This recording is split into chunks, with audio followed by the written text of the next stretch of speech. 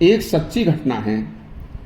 देखिए, समस्त दुनिया में प्रत्येक व्यक्ति के मुंह से सुन लो कि कलयुग चल रहा है, लेकिन कलयुग को कुछ लोगों ने चारों युगों में श्रेष्ठ बताया है।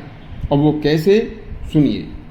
सारी दुनिया के हर मनुष्य कहता है कि भैया कलयुग चल रहा है, यह युग बहुत बुरा है, इसमें तो हमेशा कुछ अच्छा होगा ही नहीं, सब कुछ बुरा ही बुरा होना है। लेकिन एक बार एक बहुत प्रसिद्ध उदासीन संत रमेश चंद्र जी महाराज पिलखवा में पधारे। उनके उपदेश सुनने के लिए बहुत लोग गए और उन्होंने एक बहुत बड़ी जनसभा में नाम न बताने की शर्त पर एक महात्मा की कहानी सुनाई। और उन्होंने कहा कि यह कहानी मैं स्वयं नहीं बता रहा हूँ। उन महात्मा जी ने मुझसे कहा है कि आप जहाँ भी जाएं, पूरी जनसभा में, पूरी पब्लिक के सामने यह मेरी कहानी अवश्य सुनाना। क्यों कि यदि यह कहानी आपने सुनाई तो जो भी इस कहानी को सुनेगा वह पाप करने से बचेगा, अन्याय करने से बचेगा, बुरा कर्म करने से बचेगा। देखिए, उन्होंने बताया कि सतयुग, त्रेता व द्वापर जो 3 युग थे, उन तीनों युगों में किया हुआ पाप कर्म या पुण्य कर्म का जो फल होता था अगले जन्म में मिलता था। लेकिन कलयुग में किए हुए पाप या पुण्य का फल तुरंत इसी जन्म में मिल जाता है। इसलिए हाथों हाथ किए पाप का फल सजा और धर्म पूर्वक किए पुण्य का फल आशीर्वाद व इच्छा पूर्ति होता है।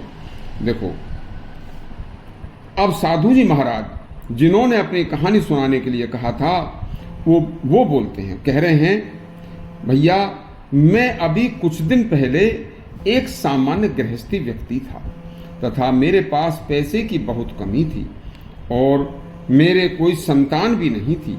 इसलिए धन का, एक तरफ तो धन का अभाव और एक तरफ मुझे अपनी संतान न होने की चिंता।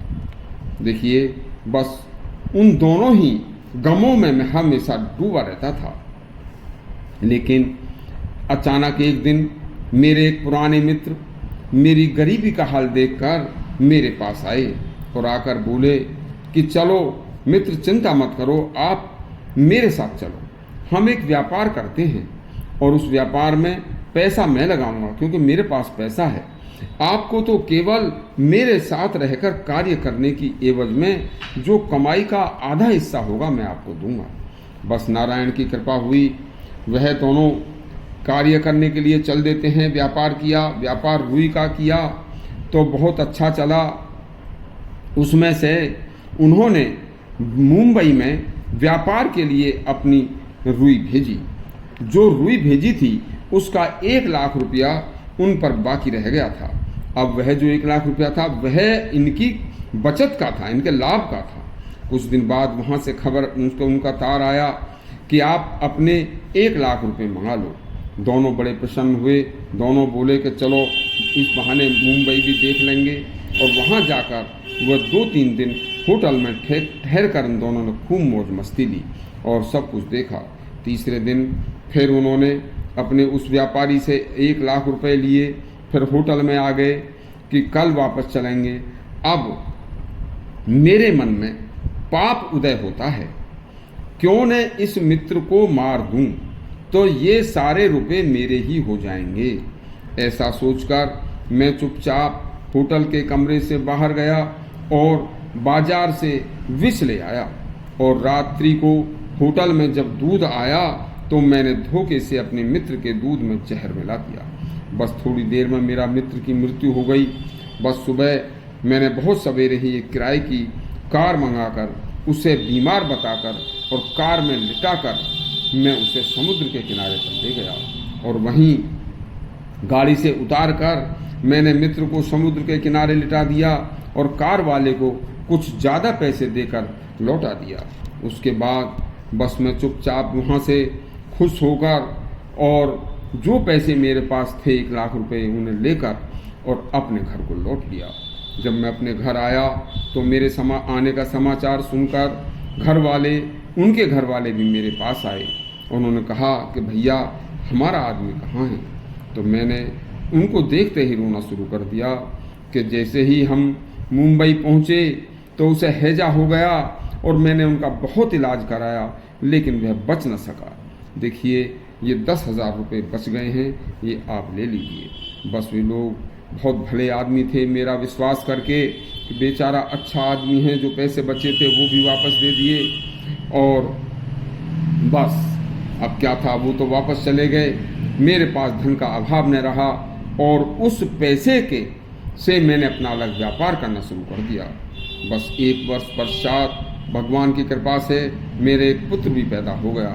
मैंने उसे बड़े लाड़ प्यार से पाल पोस कर पढ़ने के लिए इंग्लैंड भेज दिया। जब लड़का विवाह योग्य हुआ तो चारों तरफ से बड़े बड़े सेठ लोगों के शादी के लिए रिश्ते आने शुरू हो गए। एक दिन वह लड़का बीमार हो गया। हमने डॉक्टरों को दिखाया, तब डॉक्टरों ने कहा कि यहाँ ठीक नहीं होगा, आप इसे स्विट्ज़रलैंड ले जाइए। मैं उसे स्विट्ज़रलैंड ले गया। वहाँ भी कुछ दिन खूब पैसा खर्च किया।